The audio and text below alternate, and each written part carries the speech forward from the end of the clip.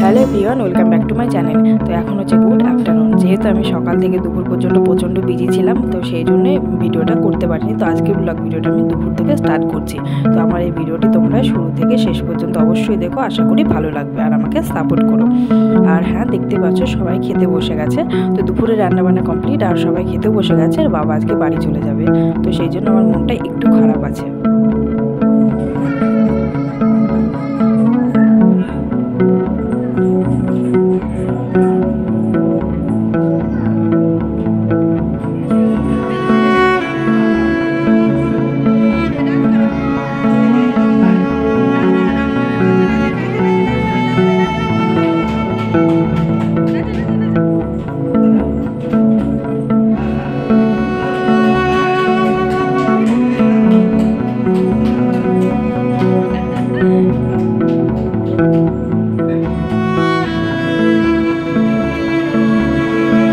তো তোমরা এখানে দেখছো বাবা সোনুদের সাথে খেলছে, আর এদিকে বিকেলে যে দাদাটা দুধ দেয় সেই দাদাটা দুধ দিয়ে গেছে। তো দুধটা গরম করতে দিয়েছি, আর সোনুদের এখনও খাওয়ানো হয়নি, ওদেরকেও খাওয়াতে হবে।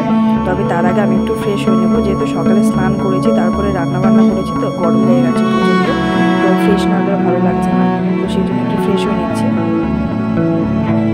তো বন্ধুরা, ফ্রেশ হয়ে সোনুদেরকে খাইয়ে ঘুম পাড়িয়ে দেবো, তবে আমার একটু রেস্ট মিলবে। আর সকালে সব কাজ সেরে একেবারে স্নান করে পূজা করে রান্না করতে শুরু করেছিলাম। এবার মাথাতে তেল লাগিয়েছি, তাদের মানে বড় চুল তো এবার ছেলেও রান্না করা যায় না। তো প্রচণ্ড গরমও লাগছিলো, সেজন্য চুলটা বেঁধে রেখেছি, চুলটা খোলা হয়নি। তো এখন ভাবছি একটু চুলটা খুলে দেবো, কেন ভিতরে চুলটা ভিজাই আছে।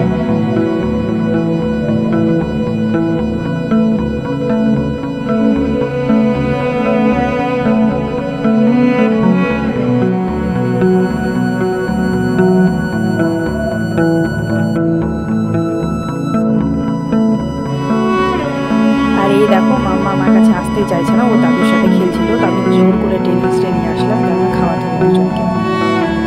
আর দেখতেই পাচ্ছ সোনুকে খাওয়াতে বসে গেছি। তো দুষ্টুমিটা দেখো, মানে কোনো মতেই খেতে বসতে চায় না। আর ওদিকে মাম্মা কথা বলছে, মানে মেন গেটের থেকে ওর পূজান্টির সাথে। তো আমাকেও পূজান্টি ডাকছিল, তো আমরা কথা বলছিলাম, দেখতে পাবে। এবার কি বলছিলাম সেটা মনে নেই।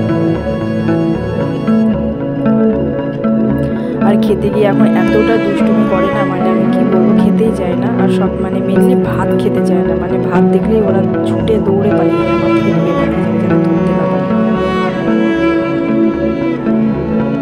আর মাম্মাকে দেখো, ওই যে পর্দা ঢালায় কথা বলছে আন্টির সাথে, মানে বাইরে যে নেটের গেমটা আছে সেটা থেকে কথা বলছে। আর এখানে দেখো আমার সোনা ঘুমিয়ে গেছে, মানে খাইয়ে ঘুম পাড়িয়ে দিয়েছি। তো সোনুকে এখন শুয়ে দেবো। এখন মাম্মা আছে দেখো, এবার মাম্মাকে ঘুম পাড়াতে হবে, তবেই আমার রেস্ট। দেখি এখন মাম্মা কখন ঘুমাবে।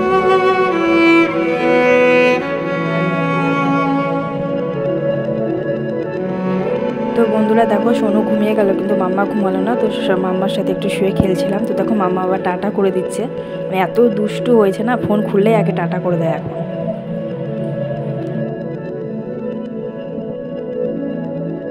তো বন্ধুরা, বিকেলের পর থেকে আর ভিডিওটি কন্টিনিউ করিনি। এবার চলে এসেছে একদম সন্ধ্যাবেলায়, মানে ঘড়িতে এখন 8টা বাজে। তো বাবার যাওয়ার টাইম হয়ে এসেছে। মানে আমাদের এই ক্যাম্পের সামনে থেকে আমাদের নদিয়াতে মানে ডাইরেক্ট বাস যায় একটা, উপাসনা বাস। তো বাবা সেই বাসে বাড়ি যাবে, মানে 8টায় ছাড়বে, সকাল 6টায় বাড়িতে পৌঁছে যাবে। আর তোমরা এখানে দেখো আমার সোনুরা কতটা দুষ্টুমি করছে, মানে ওরা স্থিরভাবে এক জায়গায় দাঁড়াতেই চাইছে না, ছুটে বেড়াতে চাইছে। তো বাবা ওই জন্য সোনুকে নিয়ে দাঁড়িয়ে আছে, মাম্মা আমার কাছে আছে। আর বাবার মনটা একটু খারাপ ছিল, আমি দেখে বুঝতেই পারছিলাম। মানে বাবা যেদিন আসে খুব খুশি থাকে, চলে যাওয়ার দিন খারাপ থাকে, মানে মনটা খারাপ থাকে।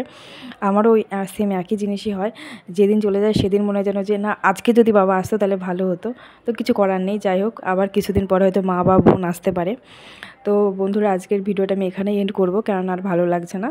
তো দেখো নেক্সট অন্য কোনো ব্লগে, ততক্ষণ তোমরা ভালো থাকো।